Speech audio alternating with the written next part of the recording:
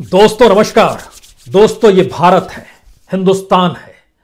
इसकी तस्वीर दुनिया में चाहे सबसे बड़े लोकतांत्रिक देश के तौर पर क्यों ना हो, लेकिन इस देश के लोकतंत्र का अनूठा सच यही है कि सब कुछ चुनावी स्टंट है। चुनाव के लिए कोई भी कितने भी बड़े बोल बोल सकता है, लेकिन सत्ता में आने के बाद ठीक काम उसके उलट होता है, या फिर सत्ता बचाने के लिए ही सारी मशक्कत की जाती है। आज के वक्त सरकार अगर कहती है किसानों को हम पर भरोसा क्यों नहीं, इस देश के युवाओं को हम पर भरोसा क्यों नहीं हो पा रहा, यहां तक कि सवाल भरोसे को लेकर वैक्सीन तक से जुड़ गया। यह अजीबोगरीब परिस्थिति इस देश में यूं ही नहीं बनी है। हमें लगता है कि आज आपको इस चुनावी स्टंट के भारत को समझना होगा, पढ़ना होगा। इस देश के भीतर में राष्ट्रवाद भी क्या चुनावी स्टंट है? इस देश के भीतर में काले धन से लड़ाई भी क्या चुनावी स्टंट रहा? इस देश के भीतर में भ्रष्टाचार से लड़ाई क्या यह चुनावी स्टंट रहा? इस देश के भीतर में किसान, गरीब, मजदूर, मुफलिस लोगों का जिक्र सिर्फ चुनावी स्टंट रहा? या पार्लियामेंट के सेंट्रल हॉल में जो बड़ी बड़ी बातें कही जाती हैं वो सब कुछ बेमानी है?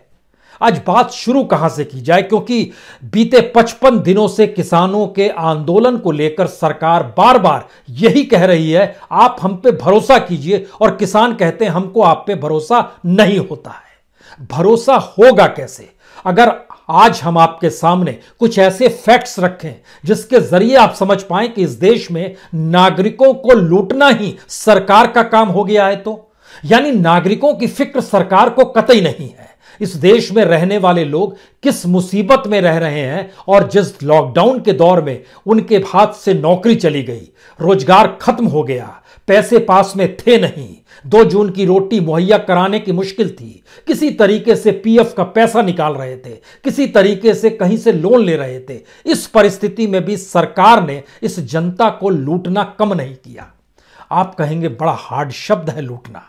हमें लगता है कि कोई इससे ज्यादा कड़ा शब्द भी अगर आपके जहन में आए तो आज उसका जिक्र जरूर कीजिएगा। हम 2 बातों का जिक्र खास तौर से आपके साथ करना चाहते हैं, क्योंकि यह हर कोई जानता है कि किसानों की खुदकुशी दिल्ली की सीमा पर हो रही है। दिल्ली की सीमा पर किसानों के आंदोलन की खुशबू अगर उनके गांव तक पहुंचती है तो वह त्रासदी में बदलती है और खुदकुशी वहां भी हो जाती है। 67 किसानों की मौत हो चली है। आप उनको शहीद कह लीजिए या फिर सीधे सीधे कहिए कि उनके नाम डेथ वारंट इस आंदोलन के बाद निकलता चला गया, और सरकार ने अपनी आंखें मूंद ली, कानों पे उंगलियां रख ली, जू तक उसे नहीं रेंग रही है। जो इस बात का जिक्र करते हैं कि कितने किसान कहां से कैसे पहुंचे, उसकी पूरी फहरिस्त हमारे पास है, क्योंकि आज जो सच हम आपको बताने वाले हैं उसमें किसानों क्या, इस देश के किसी भी व्यक्ति का भरोसा कैसे जागेगा, यह आप जरूर सोचिएगा। लेकिन शुरुआत में जो किसान इस आंदोलन को करते करते थक गए, निराश हो गए, खुदकुशी कर बैठे, उनकी मौत हो गई, उनमें तादाद अगर देखिएगा तो पंजाब के लगभग 59 किसान हैं, हरियाणा के 7 किसान हैं, मध्य प्रदेश का 1 किसान है, और अगर जिलेवार देखना शुरू कीजिएगा, बरनाला के 5 किसान, भटिंडा के 7 किसान, मनसा के 5 किसान, लुधियाना के 3 किसान, मोगा के 3 किसान, अमृतसर के 3 किसान, संगरूर के 5 किसान, फतेहगढ़ साहिब के 3 किसान, पटियाला के 7 किसान, सिरसा हरियाणा में आता 1 किसान, हिसार 1 किसान, सोनीपत 1 किसान, जिंद 1 किसान, ये सभी हरियाणा में आते हैं। मोहाली के 2 किसान, होशियारपुर के 4 किसान, गुरदासपुर के 1 किसान, फतेहाबाद का 1 किसान, रोहतक यह भी हरियाणा में आता है 1 किसान, फजल का 2 किसान। यह पूरी फहरिस्त है, जिले दर जिले। मध्य प्रदेश के 1 किसान की भी मौत हुई, जालंधर के भी 1 और मुक्तसर के भी 5 किसानों की मौत हुई, फिरोजपुर का भी 1 किसान मरा। यह एक फहरिस्त है। इतनी बड़ी तादाद में किसी आंदोलन में लोग मर रहे हैं और सरकार ने अपनी आंखों पर पर्दा ढक लिया है। क्या यह हो सकता है? हमको लगता है इससे भी ज्यादा क्रूर स्थिति इस देश की सरकार को चलाने को लेकर खुद सरकार ही रच रही है। हम पहली शुरुआत करते हैं उस पहले दिन से जब 2014 में जब सरकार बनी थी और पहली कैबिनेट की बैठक, याद कीजिए 26-27 मई का दिन, उस समय जब पहली कैबिनेट बैठक हुई थी तो उससे पहले बड़ा शोर था ब्लैक मनी को लेकर। ब्लैक मनी के शोर तले का सच क्या है उस समय मनमोहन सिंह सरकार पर आरोप लगते थे, आरोप लगने भी चाहिए थे, क्योंकि मनमोहन सिंह सरकार भी बहुत सारी चीजों को सामने ला नहीं पा रही थी। और अगर आप उस पीरियड में चले जाइएगा तो उस समय आपके सामने कुछ डाटा नजर आएंगे। 2000 में या 8 में याद कीजिए, विंचस्टाइन पेपर सामने आया था, कहा गया था कि भारत के बड़े लोगों के नाम उस पेपर में हैं, लेकिन कांग्रेस सरकार छुपा रही है। 2008 का जिक्र हम आपसे कर रहे हैं। उसके बाद याद कीजिए 2010 में विकिलीक्स, फिर कहा गया मनमोहन सरकार छुपा रही है। 2013 में ऑफशोर पेपर्स आए, फिर कहा मनमोहन सरकार छुपा रही है। उससे पहले 2011 में HSBC पेपर आए, फिर कहा गया ब्लैक रैकेटियर्स, मनी वालों को सरकार छुपाती है। बीजेपी ने शोर मचाया, सरकार बीजेपी की आई। इस दौर में जिनका नाम हमने लिया, उस दौर के किसी भी ब्लैक मनी वाले का नाम सरकार सामने नहीं रख पाई, आज तक नहीं रख पाई है। लेकिन उसके बाद क्या हुआ? 2014 में लग्जमबर्ग पेपर्स, 2015 में स्विस पेपर्स, स्विस लीक्स इसको कहा जाता है, और 2017 में पैराडाइज पेपर। ये सारी चीजें ब्लैक मनी को लेकर फर्स्ट डे आपने SIT बना दी थी जब कैबिनेट की बैठक हुई थी, लेकिन उसके बाद 6 बरस गुजर गए, खामोशी बरती हुई है। इस देश के भीतर में करप्शन को लेकर जन लोकपाल का जिक्र हुआ। जन लोकपाल की नियुक्ति केंद्र सरकार अपने ऊपर निगरानी के लिए नहीं कर सकी। लेकिन हमें लगता है कि आज जरा इस बात को समझिए कि सरकार जनता को लेकर ही कितनी क्रूर हो सकती है, और उसमें हम आज जिक्र बहुत दूर का नहीं करेंगे। आप लोग हर दिन जिस बात को भोगते हैं वह है गाड़ी, डीजल, पेट्रोल। किसानी में भी डीजल की मात्रा लगती है। और आज जब हम आपसे बात कर रहे हैं, सबसे ज्यादा पेट्रोल की कीमत मध्य प्रदेश में है। अगर आप भोपाल, इंदौर देखिएगा तो पेट्रोल वहां पर 93 रुपीज लीटर है। राजस्थान में 92 रुपीज लीटर है, 92 प्लस सम पैसा। मुंबई में 91 रुपीज प्लस सम पैसा पेट्रोल का कीमत हम बता रहे हैं आपको। चेन्नई में 88 रुपए 60 पैसे, दिल्ली में 85 रुपए 11 पैसे। यह पेट्रोल की कीमत है। डीजल की कीमत भी 80 पार हर जगह है। अगर वो मध्य प्रदेश में 83 रुपए 50 पैसे है, राजस्थान में 84 रुपए 33 पैसे है, मुंबई में 82 रुपए 60 पैसे है, चेन्नई में 80 रुपए 20 पैसे है, दिल्ली में 75 रुपए 80 पैसे। ये सारी परिस्थितियां क्या बतलाती है? आप कहेंगे पेट्रोल डीजल की कीमत बढ़ गई है। सवाल ये नहीं है। आज जरा इसको समझने की कोशिश कीजिए कि सरकार की संवेदनशीलता जब जनता के साथ ही नहीं है, देश के नागरिकों के साथ ही नहीं है, और उसको अपने सिस्टम को चलाए रखने के लिए पैसा चाहिए, और यह पैसा जनता से ही उसे लेना है, तो आप क्या करेंगे? या आप क्या कर सकते हैं? इसीलिए हमने कहा यह चुनावी स्टंट क्यों है, जरा समझने की कोशिश कीजिए। जब लॉकडाउन का पीरियड था, जिस वक्त सबसे कम गाड़ियां इस देश में चल रही थी, हम आप भी घर से बाहर नहीं निकल पा रहे थे। इस देश के भीतर में गाड़ियां ऐसी ठप थी कि प्रवासी मजदूरों को पैदल जाना पड़ा। कुछ साइकिल से चले गए, कुछ ठेले से चले गए, गाड़ियां नहीं चल रही थी। लेकिन उस पीरियड में भी सरकार के पास एक्साइज ड्यूटी पेट्रोल डीजल की ज्यादा आ गई। अब आप कल्पना कर रहे हैं, एक तरफ पेट्रोल डीजल की खपत कम हो रही है, दूसरी तरफ उससे एक्साइज इतना बढ़ा दिया गया कि वो बढ़ते बढ़ते उस कीमत से ज्यादा वसूली करने लगा। जब यह देश चल रहा था, 2019-20 में चल रहा था, 2020-21 में ठहरा हुआ था। आंकड़े देखिए, तब आप समझ पाएंगे। अप्रैल से नवंबर तक सरकार को जो एक्साइज ड्यूटी से कमाई हुई वह 1,96,000 करोड़ की है। 1,96,000 करोड़ एक्साइज ड्यूटी से पेट्रोल डीजल में सरकार की कमाई हो गई। ठीक इसी पीरियड में जब पिछले बरस चले जाइएगा, 2019 के अप्रैल से नवंबर के बीच में, जब इस देश में सब कुछ चल रहा था, तब एक्साइज से कमाई 1,32,000 करोड़ की थी। यानी 64,000 करोड़ से ज्यादा की कमाई इस दौर में हो गई। अब इसका दूसरा हिस्सा आइए तो पेट्रोल डीजल में एक्साइज कितना बढ़ गया और पेट्रोल डीजल की खपत कितनी हो रही थी, यह भी समझने की जरूरत है। अप्रैल से नवंबर तक जो खपत हो रही थी पेट्रोल डीजल की, वह कुल मिला के 6,23,00,000 टन यह खपत थी पूरी अप्रैल से नवंबर तक की, पेट्रोल डीजल दोनों मिला के 6,23,00,000 टन। और पिछले साल ठीक इसी पीरियड में, इस अप्रैल से नवंबर के बीच में, खपत थी 7,58,00,000 टन। यानी लगभग 1,35,00,000 टन खपत कम हुई 2020 अप्रैल से नवंबर तक के बीच में। लेकिन एक्साइज ड्यूटी इतनी बढ़ा दी गई। एक्साइज ड्यूटी बढ़ने का मतलब बहुत साफ है कि आपको पेट्रोल डीजल महंगा मिलेगा। जो पेट्रोल की गाड़ी चलाते हैं वो समझ लें कि दरअसल इस अप्रैल से नवंबर के बीच में 1,74,00,000 टन पेट्रोल बिका है। और इसी पीरियड में पिछले साल लगभग 2,04,00,000 टन पेट्रोल बिका है, यानी 30 लाख टन पेट्रोल कम बिका इस पीरियड में। लेकिन एक्साइज की वसूली लगभग 48% बढ़ा दी गई इसी दौर में। जो डीजल था, जो ट्रैक्टर चलता है, जो खेत में फसलों में करने के लिए जो सिंचाई व्यवस्था हम लोग ट्यूबवेल लगाते हैं, वहां पर भी डीजल डालना पड़ता है, उसकी खपत भी लगभग 4,50,00,000 टन की बिक्री हुई इस साल। और पिछले साल वो बिक्री हुई थी 5,54,00,000 टन की, यानी उसमें भी लगभग 1 करोड़ टन से ज्यादा पिछले साल हुआ था। लेकिन एक्साइज ड्यूटी इस बार बढ़ गई। यहीं से यह सवाल पैदा होता है कि जब अंतर्राष्ट्रीय बाजार में पेट्रोल डीजल यानी कच्चे तेल की कीमत कम थी, आपको सस्ते में मिल रहा था, इस देश के भीतर में उसी पीरियड में लोगों को 2 जून की रोटी की मारामारी थी, इसी पीरियड में लोगों की नौकरियां जा रही थी, और उसी पीरियड में आप पेट्रोल डीजल पर एक्साइज बढ़ाते चले जा रहे थे। और बढ़ाते बढ़ाते कितना बढ़ाते चले गए, हमको लगता है यह भी जानना चाहिए।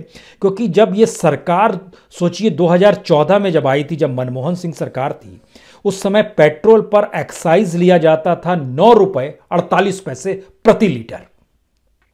और आज जब हम आपसे बात कर रहे हैं तो एक्साइज लिया जाता है 9 रुपए 48 पैसे से बढ़ते बढ़ते यह हो गया है 32 रुपए 98 पैसे।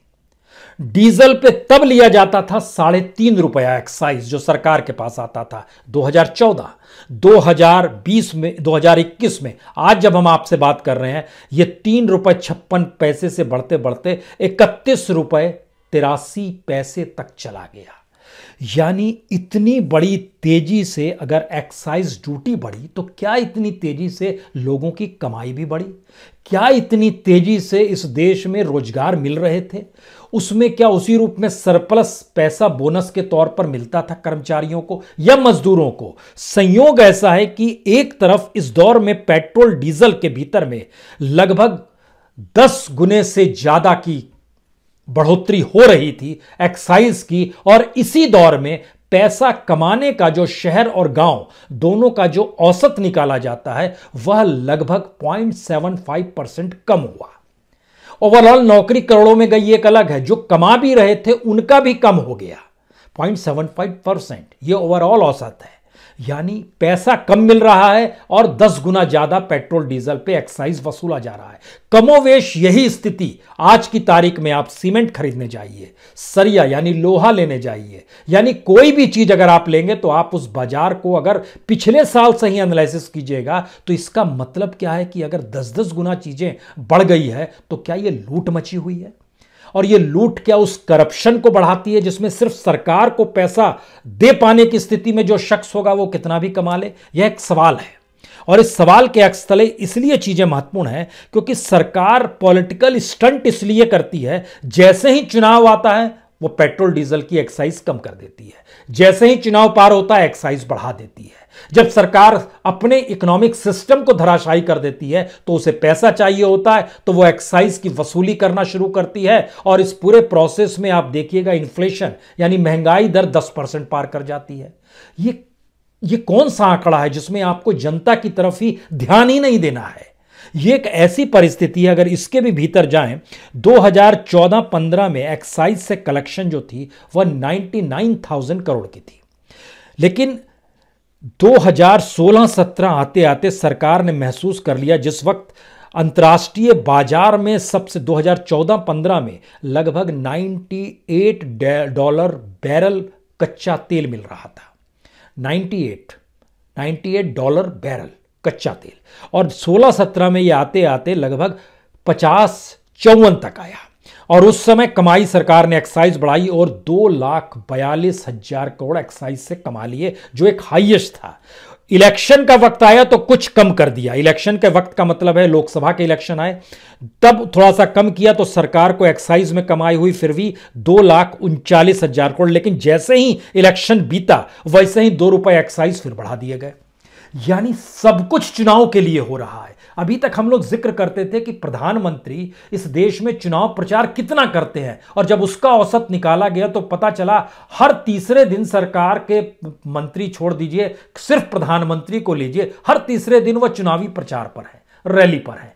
इतनी ज्यादा रैलियां इस चुनाव के वक्त में प्रधानमंत्री, यानी उनके जरिए ही चुनाव जीता जा रहा है। तो पॉलिसी इस देश में कुछ नहीं रहेगी क्या? क्योंकि जब हम आपसे इस बात का जिक्र करते हैं कि किस रूप में हर चीज चुनावी स्टंट में तब्दील हो गया या बोलना भी फर्जी स्थितियों में तब्दील हो गया, उसका असर यह है कि इस देश के भीतर में आज की तारीख में जो पिछला बजट रखा गया था उसका कोई भी टारगेट किसी भी स्तर पे पूरा नहीं हो सका। डिसइन्वेस्टमेंट का जिक्र हमने आपसे कई बार किया कि वह 2,10,000 करोड़ का टारगेट था, लेकिन संयोग से वह सिर्फ 18% ही सरकार पूरा कर पाई है।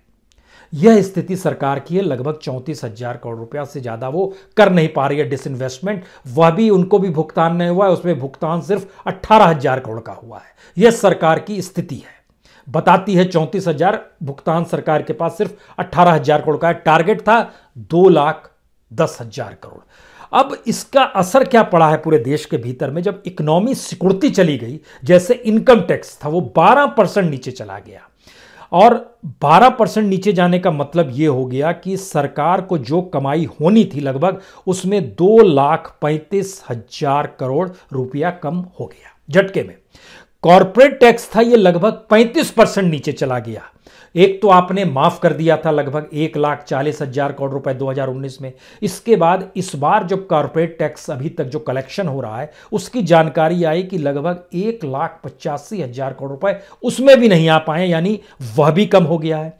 अब सवाल यह है कि जो अनुमानित था लगभग 16 लाख करोड़ का, 16,35,000 करोड़ का, और सरकार के पास आया है अप्रैल से नवंबर के बीच में सिर्फ 6,88,000 करोड़, यानी 45% नीचे है। तो अगले 4 महीने में, यानी दिसंबर, जनवरी, फरवरी, मार्च, इस 4 महीने में क्या 10 लाख करोड़ संभव है? और जो डाटा, कच्चा डाटा आया है दिसंबर और जनवरी का जो आ रहा है, वो ये बताने के लिए काफी है कि सरकार जो 16 लाख करोड़ का टारगेट लेकर चल रही थी उसमें 10 लाख करोड़ भी छू ले तो बड़ी बात है। अगर यह स्थिति है तो सरकार चलेगी कैसे? सरकार पैसे से चलती है, थोड़ा इसको साफ हो जाइए, हमेशा इसको अपने जहन में रखिए। यह सरकार पैसे से चलती है।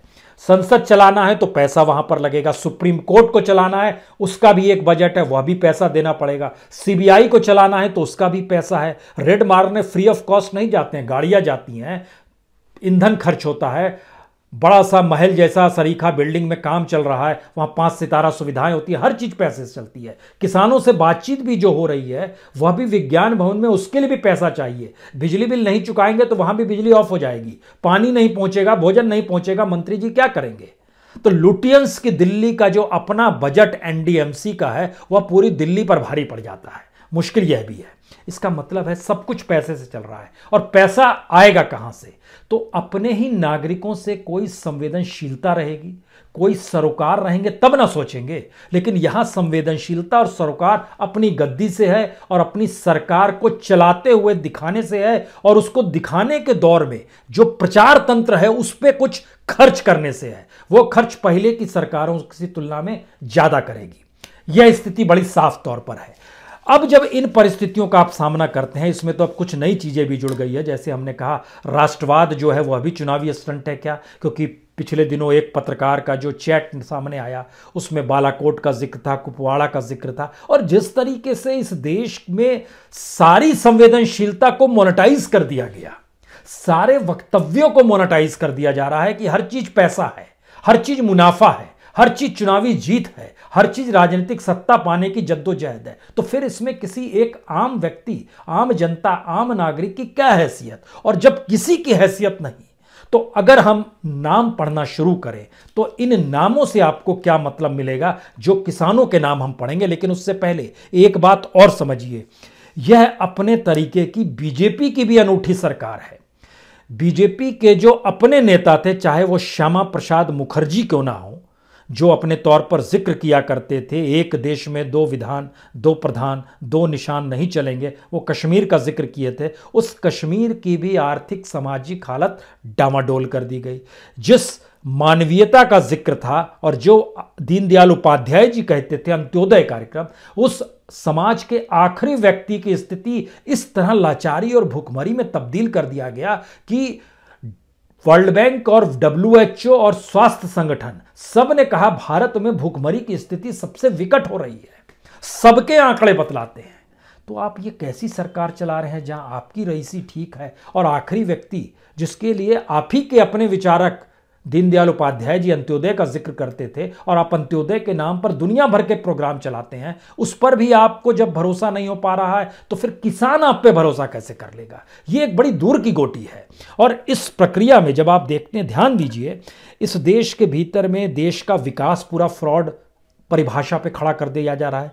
जो मानवीयता और सरोकार है वो तो खत्म ही हो गई। जो सांस्कृतिक मूल्यों की रक्षा, चाहे वो हिंदू राष्ट्र की परिकल्पना या फिर राम का ही जिक्र कर लीजिए, मर्यादा पुरुषोत्तम राम का जिक्र कर लीजिए, उस एस्पेक्ट में भी अगर समझना शुरू कीजिएगा तो फिर लुटियंस की दिल्ली में और राजनीतिक सत्ता उसे अपने पैरों तले कुचलते हुए चलती है। अब आप क्या करेंगे? लेकिन प्रचार तत्व को डेवलप करके बताती है कि हम तो इस रूप में राममय हो गए हैं, हम तो इस रूप में हिंदू राष्ट्र। ये सारा पूरा मामला फ्रॉड का है। और अगर यह स्थिति इस देश के भीतर में आ चली है तो फिर किसानों में हम अगर नाम लें और बोले कि इन्होंने खुदकुशी कर ली, इनकी मौत हो गई, इन्होंने चिट्ठी लिखी और कहा कि उनको भरोसा है किसी दिन तो सरकार जाग जाएगी, तो सरकार कैसे जागेगी? यह एक सवाल है, क्योंकि इस सरकार ने बड़े अनूठे काम किए और सरकार के पक्ष में अगर रहने पर क्या क्या होता है यह कोई छुपा हुआ नहीं, और वह भी अदालतों के जरिए। जस्टिस गगोई का जिक्र बार बार होगा ही, अब तो वह दर्ज हो गया है स्वर्ण अक्षरों में कि वह किस रूप में किन फैसलों के साथ चले और फिर राज्यसभा पहुंच गए। आपको याद होना चाहिए जस्टिस सतशिवम यह केरल के गवर्नर बना दिए गए, यह भी एक इनकाउंटर केस में क्लीन चिट देकर आए थे। YC मोदी NIA के चीफ बना दिए गए। इन्होंने क्या किया था? 2002 के गुजरात दंगों को याद कीजिए, या RK राघवन को भी याद कीजिए जो हाई कमिश्नर बन गए, इन्होंने भी 2002 दंगों को लेकर क्लीन चिट दी थी। विनोद राय BCCI के चेयरमैन बन गए, पद्म भूषण पा गए, इन्होंने क्या किया? जो पूरा CAG का कमाल था, जो पॉलिटिकल एजेंडे पर ये काम कर रहे थे। यू ललित ये सुप्रीम कोर्ट के जज हो गए और इन्होंने भी अपने तौर पर जो फेक इनकाउंटर था उसको लेकर, जो अमित शाह का केस था पूरा, उसको लेकर इन्होंने लीड किया था। तो ये संयोग है या फिर इसी दिशा में पूरी सिस्टम को चलाया जा रहा है, ये सोचना चाहिए। लेकिन इन सब के बावजूद भी अगर सरकार कहती है अपने तौर पर कि हम पे भरोसा कर लीजिए, कैसे भरोसा करेंगे?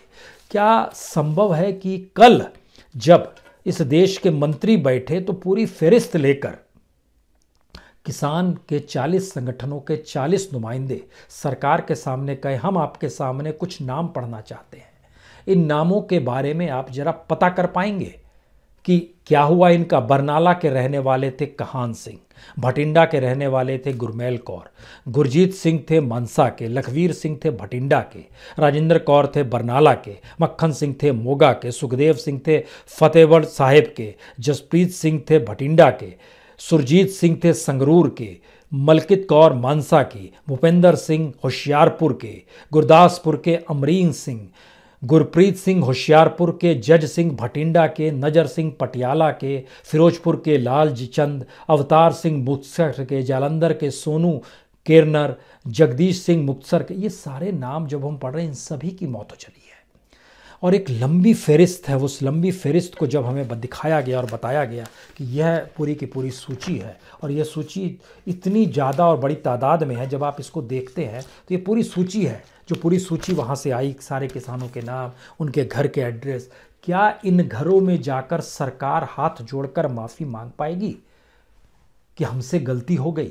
वह तो यही अड़ी हुई है कि 3 कानून, MSP, हम इस पे कुछ नहीं कर सकते हैं। ये देश है किसका? नागरिकों का है या वोटरों का है? वोटरों का है तो वोटरों को भी आपने बांट दिया, छोटे और सीमांत किसान और बड़े किसान। पहले जातियों में बटा, फिर धर्म में बटा और अब पेशे के साथ उनकी कमाई में भी चीजें बांट दी गई हैं। यह जरा समझिए। इसीलिए इस देश के भीतर में सारे वक्तव्य चुनावी स्टंट हैं। भरोसा नहीं हो सकता है, किसी का भरोसा नहीं हो सकता है, यह एक फैक्ट है। और अगर ये चुनावी स्टंट नहीं है तो फिर ये सारे वक्तव्य फर्जी हैं और अगर ये फर्जी और चुनावी स्टंट नहीं है तो इस देश के भीतर में लोकतंत्र सिर्फ चुनाव को ही जीने के लिए मौजूद है। यही सच है आखिरी इस देश का। लेकिन क्या किसान अब अपने पूरे की पूरी उम्मीदों को इस विस्तार के साथ देंगे जिसमें वह मंत्री के सामने वाकई इन किसानों के फिर कहेंगे जाइए पहले उनके घर जाइए, उनसे माफी मांगिए, उनसे वादा कीजिए आने वाले वक्त में। यह परिस्थिति इस देश के भीतर में आ रही है। सरकार डर रही है क्या 26 जनवरी से, कि 26 जनवरी को ट्रैक्टर जब सड़क पे होंगे तो क्या होगा? कल मिलेंगे आपसे, तब इसका जिक्र करेंगे। सरकार डर रही है क्या? बहुत बहुत शुक्रिया, बहुत बहुत शुक्रिया।